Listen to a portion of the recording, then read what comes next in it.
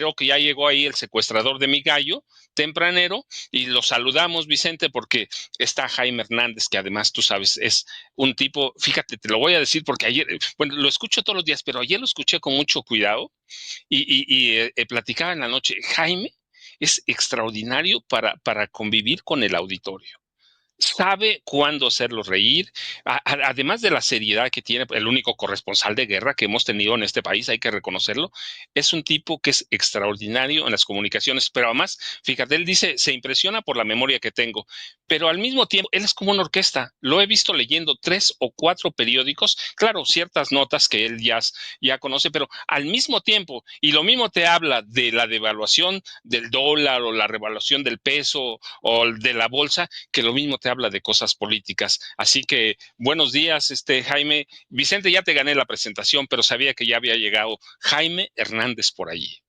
Ya, no, pues con esa presentación déjame nada más agregar que es un periodista también de larga trayectoria, con décadas de experiencia como corresponsal de guerra, como corresponsal mexicano en el extranjero, el papá de los pollitos para que aprenda López Dóriga y Loret de eso de reportar desde zonas de guerra, y que es fundador y conductor de su espacio en YouTube, No Apto para Cínicos, y que me está diciendo, momento, mi chavo.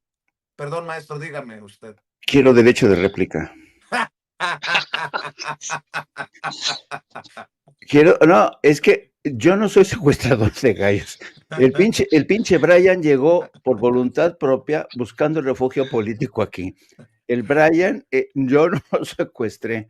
Por cierto, les voy a leer, no estoy mintiendo. Ayer me llegó un mensaje de un amigo que se identifica con don Benjamín. Fíjense bien lo que me dice don Benjamín. Dice, don Jaime, buenas tardes. Me es inevitable escucharle que tiene un gallo y es escandaloso. Ignoro qué tipo de gallo sea. Deduzco que sea un gallo blanco, por lo regular son muy escandalosos, sobre todo si ven mucha luz, y son muy cínicos y peleoneros. Así que su perro tendrá rival. De comer le aconsejo, le dé maíz quebrado, también hay alimento para pollo, o en un caso extremo, muele una tortilla con las manos y déjeselo en algún lugar fresquito y agua aparte. Ya la gente se ha solidarizado con Brian, me están enviando consejos de cómo conseguir que sobreviva el Brian. Así es que yo no secuestré al gallo Brian, él vino por voluntad propia. Oigan, a ver, hay muchos temas y siempre hay que reconocer que el buen Jaime maneja un humor muy fino. Y don Paco Cruz, qué sabrosas dicen que se te escuchan las mentadas de madre. Ah, o sea, si las dice Vicente Serrano es pinche vulgar, cierra tu canal, cabrón, ya, pasaste de moda. Si las dice Paco, qué bonitas se le escuchan las mentadas a Paquito Cruz. A Paquito, además, Paquito Cruz. Bueno, ya no voy a quejarme, total, ya no voy a quejarme. Mi querido Jaime, a ver, ¿por dónde entramos? ¿Qué tema propones? Porque al rato voy con el Don Neto, porque ahora sí le interesa a Estados Unidos. Paco quiere abordarlo. Tú propon tema para entrarle antes de la mañanera. Pues supongo que ya hablaron de lo del agua, ¿no? Pues es que está de locura, ¿no? Donald Trump Sí. nos debe México, nos ha robado agua, aranceles o sanciones. Pues sí, pero también le puso un estate quieto a la presidenta y ya Donald Trump diciendo, es muy elegante, gran mujer. Ande, güey. Mi querido Jaime, te escucho. Sí, y fíjate que este problema de Donald Trump cada hora cambia de respuesta, y eso la mayoría de los analistas consideran señalar que esta volatilidad, esta posición tan errática, tan errabunda, que no lleva a ningún lado, que desconcierta a todo el mundo, es lo que está dando al traste al índice de confianza del consumidor, a la confianza de los inversionistas en Estados Unidos. La gente se está pensando muy mucho cómo invertir. Y además mentiroso porque ayer mismo decía que ya cerraron 3 plantas de producción de automóviles en México, cosa que no es cierta. O sea, y ahora metiendo con el tema del agua de forma inesperada, porque su amigo Ted Cruz, que las próximas elecciones en Texas, en las de medio término, quiere aupar sus posibilidades y claro, defendiendo la causa de los granjeros tejanos, sabe Donald Trump que le va a ayudar a su amigo Ted Cruz, ¿no? Entonces, realmente esto ya no uno no sabe a qué atenerse con Donald Trump, es un personaje que no tiene palabra. Dejen ustedes de lado que no tiene honor. Pero esta mañana todos también amanecíamos con el aumento de China del 125% de los aranceles. Y apenas ayer comentábamos, queridos amigos, que las máximas autoridades de ese país se iban a reunir para aprobar un estímulo a la vivienda, a bienes de consumo y a lo que es la inversión en materia de desarrollo tecnológico. Pues hoy nos enteramos que ya también habían decidido el aumento del 125%, lo cual hace imposibles ya prácticamente las importaciones de China a Estados Unidos. Y mucha gente, muchos de ellos votantes de Donald Trump se van a ver jodidos, ¿no? Entonces, yo creo que con esta situación, China demuestra que está decidida a llegar hasta el final en este duelo, que por cierto, el desafío no lo lanzó China, lo lanzó Estados Unidos, a pesar de que ya le habían dicho sus asesores que esto no valía la pena, que esto era contraproducente, que esto posiblemente iba a terminar lapidando su presidencia. Así es que 125%, vamos a ver el impacto que tiene en todo el mundo. Ayer hablábamos con mi querido Paco de cómo China está construyendo más plantas de producción de automóviles eléctricos. Para que se den cuenta, una fábrica, la nueva, que va a fabricar BYD, esta marca de automóviles, es del tamaño de San Francisco, la planta. Es impresionante lo que están haciendo. Y con esto demuestran los chinos que están preparados para lo que siga. Y evidentemente, pues esto ya vuelve a someter el caguengue en los mercados bursátiles. Todo el mundo se pregunta qué va a pasar con los bonos del tesoro. Todo el mundo se pregunta qué va a pasar con toda la gente que estaba conectada a la economía china, a las importaciones. Y ya muchos apuestan que posiblemente estamos en la antesala de lo que sería un brutal desacoplamiento de las economías chinas y estadounidenses, de la que tanto depende Estados Unidos. Hay que tener en cuenta que China solo depende en un 15% de las importaciones de Estados Unidos, queridos amigos. A ver, nada más quiero decir que andan muy alebrestadas las redes sociales, ¿eh? Y hay que también bajarle un poquito al ambiente. No solamente el Chueco de Constanzo pidiendo que nos quiten la visa o el pasaporte o no sé, a los propagandistas del régimen, como nos llama él. Hay una cuenta Vianey o Vianeycita que antes estaba del lado de la 4T y después se volteó, algo así me han dicho, pero escribió: yo solo le pido a Dios que dentro de los muertos que hay a diario en México, por lo menos uno sea Chairo. Amén. Calmados, calmados con ese lenguaje violento. Y también le pido serenidad a los periodistas como Azucena Oresti, que publiquen en el Universal, así sin decirlo, pero con hechos concretos, mucho presupuesto y sin argucias, se confirma que López Obrador mintió de forma enfermiza, aunque los programas sociales hayan sido sus salvavidas. ¿Siguen con López Obrador? ¿En serio? Eh, bueno, no voy muy lejos. Es que está demencial. Ramón Alberto Garza, el creador de Reporte Índigo, salió con Alarraqui y dice que la Corte Internacional por AMLO. Antes de escucharlo, quiero decirle que identifico otra campañita que creo que lleva como objetivo manchar el legado de López Obrador, manchar a la figura central que fue, es y seguirá siendo, por palabras de la propia presidenta de México, Claudia Sheinbaum, AMLO. Escuche, por favor. El tema escaló ya a Naciones Unidas, porque el tema ya está en la Corte Penal Internacional como un asunto de desaparición y muerte de ciudadanos comunes y corrientes por asuntos de índole político o criminal. ¿Y qué significa esto? Que ya se puede tipificar este asunto de la desaparición y los crematorios y lo que pasó en Jalisco como un asunto de delitos de lesa humanidad. ¿Y qué significa eso? Bueno, significa lo mismo que pasó hace un par de meses, en donde, pues nada más y nada menos que el expresidente, el López Obrador de Filipinas, Rodrigo Duterte, fue aprehendido no por el gobierno de su sucesor. A ver. El López Obrador de Filipinas, Duterte.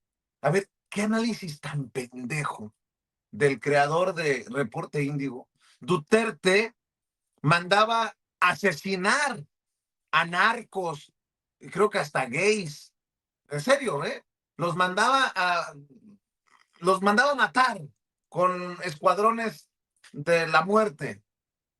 Y le critican a López Obrador que fue abrazos, no balazos, demencial, de locos, pero no es el único.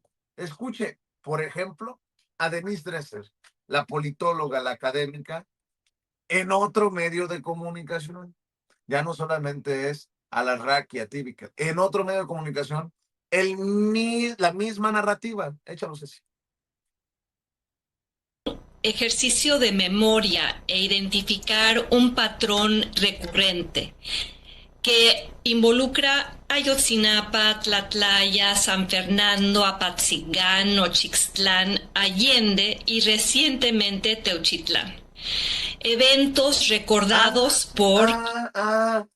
Teuchitlán como San Fernando, pero si en Teuchitlán no se ha definido si había un asesinado, que es lamentable, obviamente, o 100 o 1000. Hablan de hornos crematorios, pero seguimos sin definir todavía si sí o si no y cuántos. Mi querido Paco, ayúdame un poco en este demencial mar de excremento, de trincheras de comunicación como las que estamos señalando. Primero, fíjate, Vicente, es que de pronto no dimensionan, y bueno, pero es el nivel de Ramón Alberto Garza, que alguna vez yo pensé de veras que era un periodista serio, lo mismo que pensé de Riva Palacio. Alguna vez pensé, cuando estaba en Reforma, Ramón Alberto Garza, que era un periodista serio, pero bueno, terminar, pues su nivel es, ¿quién? Carlos Alarraqui, es el nivel de Anabel, de Elena Chávez, y ahí tienes a todos, ya lo habíamos platicado, pero por ejemplo, Rodrigo Duterte, que fue no presidente, hombre fuerte de Filipinas, tienes tu razón, él tenía organizados, conformados escuadrones de la muerte, y bien documentados, tenía Duterte la conformación de escuadrones de la muerte, y se le achacan a esos escuadrones de la muerte más de 3,000 víctimas. Era un personaje sangriento, ¿sí? Y los entes judiciales operaban también como cuerpos paramilitares para justiciar, para asesinar, para perpetrar crímenes de lesa humanidad. Hay asesinatos, le pueden documentar, mira, sin necesidad de investigaciones de la ONU, está bien investigado el gobierno de Duterte, asesinatos extrajudiciales, de todo hubo en el gobierno de Duterte. Ese es solo para dejarlo ahí. Desde Manila, donde sea, le puedes documentar todo a Duterte. Su crimen son todos los crímenes que cometió. Pero ese es el lado de Duterte. Ahora, quererlo comparar con López Obrador, no le puedes comprobar a López Obrador nada. Lo de San Fernando, ¿quién fue? ¿Sí? El PAN y el PRI. Son las masacres de quién? De Felipe Calderón Hinojosa. 72 masacres documentadas, todas de Felipe Calderón Hinojosa. Ayotzinapa, ¿de quién fue? Enrique Peña Nieto. Teuchitlán, lo digo abiertamente, con conocimiento de causa y porque hay todos los elementos para probarlo. Felipe Calderón, Emilio González, que fue gobernador del PAN en Jalisco, y el responsable de negociar en agosto de 2012, responsable de negociar la liberación de Nemesio Oseguera Cervantes, y después a los sucesivos gobernadores de Jalisco, que negociaron con el cártel Jalisco Nueva Generación y le permitieron operar en todo el estado, abrir ranchos de reclutamiento, y Enrique Alfaro Ramírez negoció. Hay evidencias sólidas de que construyó adentro del gobierno, adentro una estructura criminal desde donde operaba el cártel Jalisco Nueva Generación. Y todo esto lo tolera el actual gobernador Pablo Lemus Navarro. Es decir, le puedes documentar al PAN, le puedes documentar al PRI, a Movimiento Ciudadano, todos los acercamientos que tuvieron con el crimen organizado. Pero mira, no solo se lo podemos documentar nosotros, la condena de 38 años más unos meses a Genaro García Luna, pues ya nos dice en qué administraciones estábamos y podemos documentar. Pero la foto, sí. Y la foto de AMLO con la mamá del Chapo, diría Abel Hernández, perdón, nótese mi sarcasmo, ¿no? Es eso, Vicente. Entonces podemos negociar, podemos documentarle al PRI, al PAN, a Movimiento Ciudadano. No hay, después de tantos años, una sola prueba, una evidencia contra López Obrador.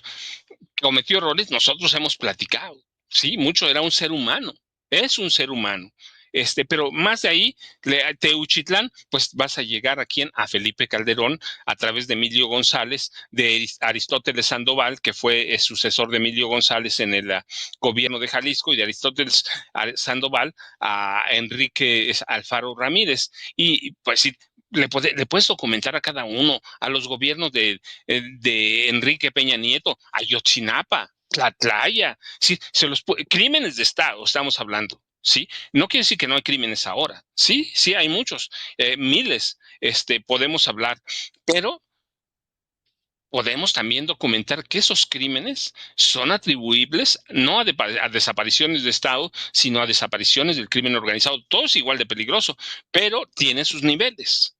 Antes desaparecía el Estado. Siempre desaparecía el Estado. Hoy los grupos criminales, y hay que combatirlos, los están combatiendo. Pero ya cuando llegas con Carlos Alarraqui, cuando tú dices soy Anabel Hernández, voy con Carlos Alarraqui, cuando tú dices soy Ramón Alberto Garza, voy con Carlos Alarraqui, pues ya sabes el nivel de personas que son el nivel de comunicadores, y lo digo con respeto, conociendo, documentando y con el historial que tiene Carlos Alarraqui en este país, Vicente. Pero así son, y de Denise Dresser, mira, la hemos documentado aquí mucho. Habla mucho, es una académica, y esa es la preparación que tienen sus alumnos en el ITAM, Vicente y Jaime. Así es, mi querido Jaime, comentarios, opiniones acerca de esto. Híjole, estoy también leyendo que Andrés Manuel López Obrador aparece en la columna de Ciro Gómez Leiva, porque no cumplió con el no te preocupes, yo te lo voy a entregar a una mujer. Dice Ciro Gómez Leiva, atravesado todavía traen a López Obrador. Es natural el escepticismo de María Isela Valdés de 66 años, madre que busca a su hijo Roberto desde 2014. La mujer que en 2019 se arrodilló en Palacio Nacional ante el presidente López Obrador y Alfonso Durazo, Olga Sánchez Cordero, Alejandro Encinas. No, no te preocupes, yo te lo voy a entregar, le prometió López Obrador, ayudándola a ponerse de pie. Él fue muy indiferente, muy inhumano, muy injusto, me dijo ayer María Isela. Escribe en el Excelsior, Ciro Gómez Leiva. Ya no entendí. Ahora también poniendo el tema de las desapariciones, las madres buscadoras y a un López Obrador que ya no gobierna. Mi querido Jaime, te escucho. Fíjate que yo no puedo, será por mi formación como periodista. Se dice que los periodistas tenemos también algo de antropólogos, y yo siempre he trabajado bajo este principio o bajo la creencia. Yo creo que en muchos sentidos el buen periodismo, me refiero al buen periodismo, como decían el finado, este hombre, él es Phil Graham. Phil Graham, que era dueño del Washington Post. Phil Graham era un hombre muy brillante, muy inteligente, pero también sufría episodios depresivos cañones, ¿no? Y un día sí que Phil Graham se quitó la vida y le delegó la responsabilidad de seguir llevando las riendas del Washington Post a su esposa, a Katharine Graham, que lo hizo muy bien, por cierto. Pero Phil Graham, que era un gran director, era un tipo muy serio, era quizá de los últimos exponentes de lo que es el periodismo de calidad. Solía decir que el periodismo, el buen periodismo, es el primer borrador de la historia. Yo estoy convencido de eso, ¿no? El buen periodismo es el primer borrador de la historia. ¿Por qué menciono esto? Porque yo, francamente, ayer te estaba escuchando en una conversación que tuviste con el Chapucero, y en algo, fíjate que creo que tiene mucha razón el Chapucero. No siempre coincido con el Chapucero, a quien no tengo el gusto de conocer, pero ayer decía algo interesante el Chapucero. Decía que hace tiempo los youtuberos eran considerados algo así como una casi una subespecie del periodismo, ¿no? Que eran algo así como damnificados, eran como así como los perros taqueros que esperan que les caiga el pellejo del puesto de tacos, ¿no? Y mira lo que son las cosas.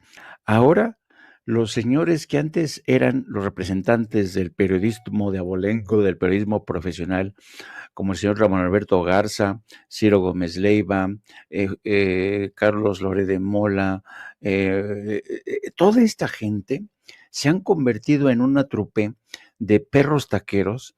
Y porque yo he escuchado a Ramón Alberto Garza, que va al programa de Alarraqui, y escuchas a toda esta gente, a Ciro Gómez Leiva, con estas columnas que intentan ser lacrimógenas y lo único que consiguen es ser patéticas. Y te das cuenta de cómo las cosas se han ido cambiando.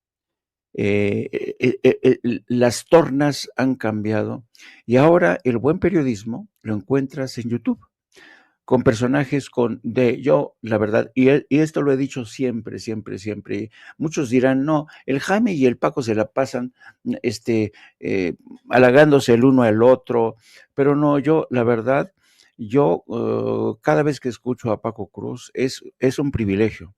Es un periodista honesto, es un periodista serio.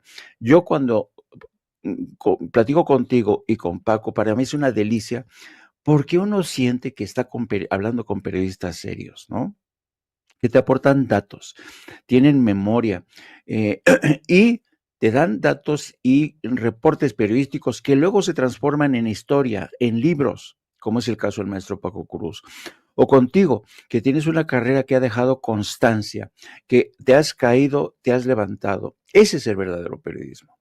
Entonces, cuando me escuchaba ayer al Chapucero, tiene una razón, y esto en términos periodísticos y sobre todo antropológicos, te habla del tremendo cambio de paisaje que hemos experimentado en el terreno de los medios de comunicación.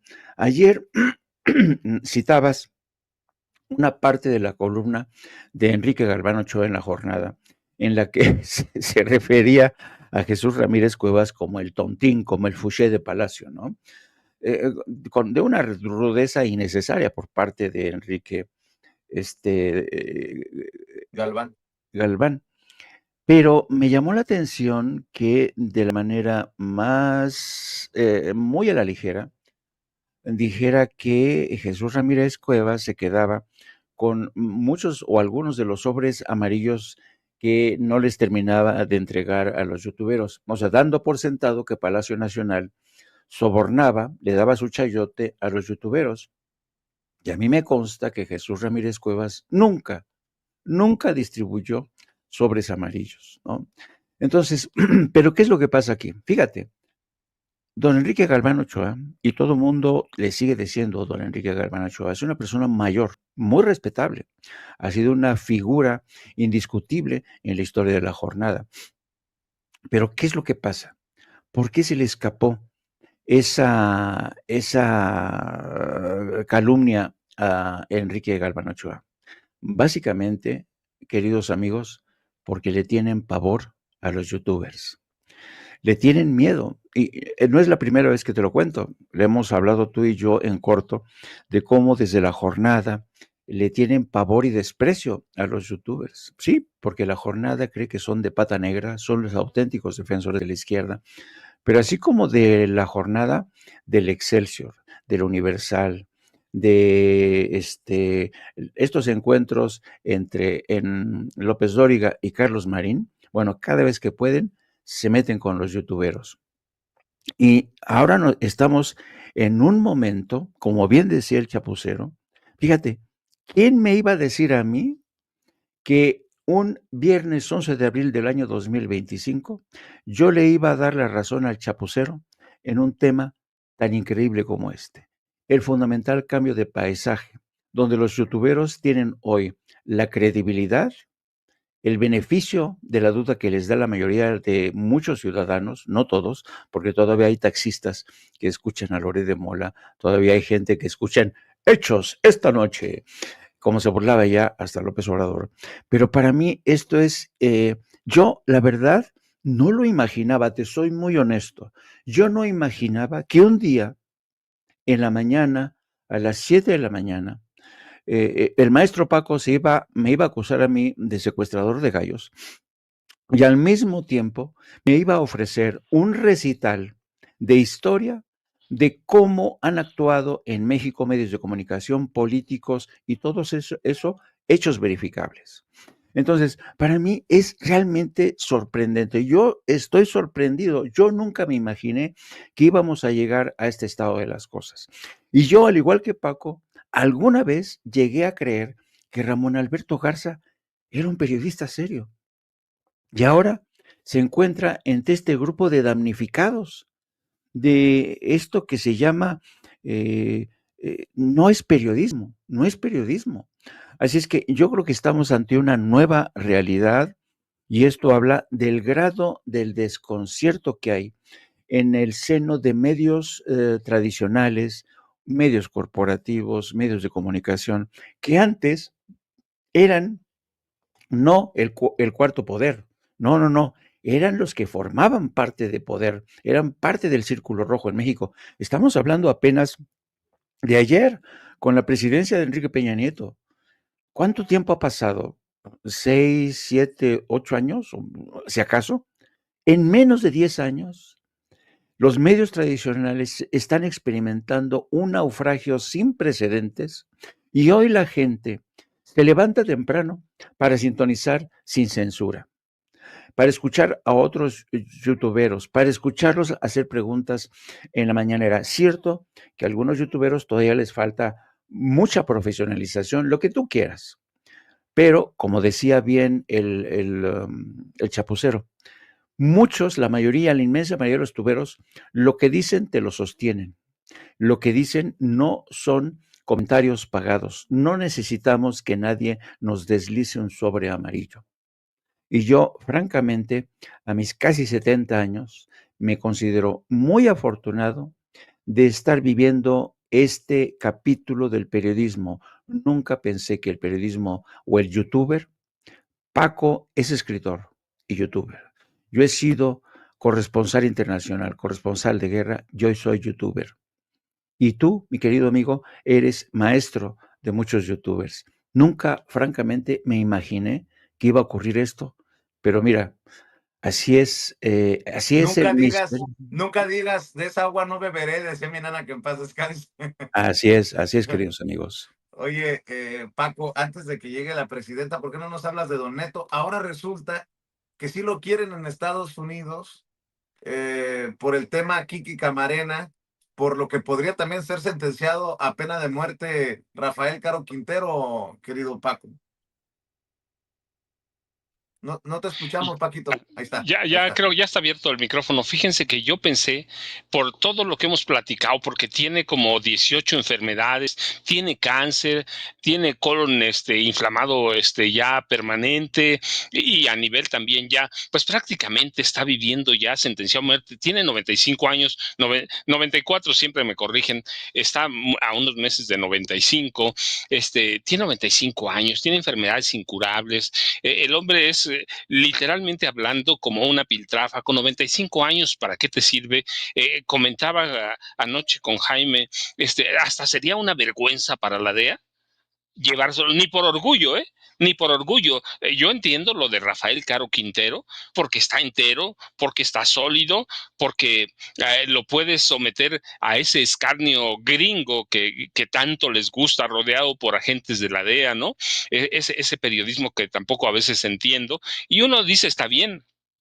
Y lo de Don Neto, digo, sí, es criminal, tanto que aquí pagó cuántos años de cárcel, más de 35 años de cárcel ha pagado aquí, y cuando tú dices 95 se lo llevan, pues va a ser una vergüenza para ellos, porque incluso es un tipo que ni va a entender nada en las audiencias, sí, y que van a necesitar tenerlo más en hospital, o con atención médica en su celda, que en las audiencias. Pero ayer, fíjate, escuché, yo sigo mucho, como tú sabes, y nosotros lo seguimos en Sin Censura, a Mike Vigil, y ayer le hicieron una entrevista, yo lo voy siguiendo donde va porque lo considero además de los pocos agentes de la DEA, y cuando digo agentes o exagentes, que son decentes. Mike Vigil es una persona que nunca esconde la información, que no te dice, te voy a decir, pero no le digas a nadie, o diciendo, públicalo.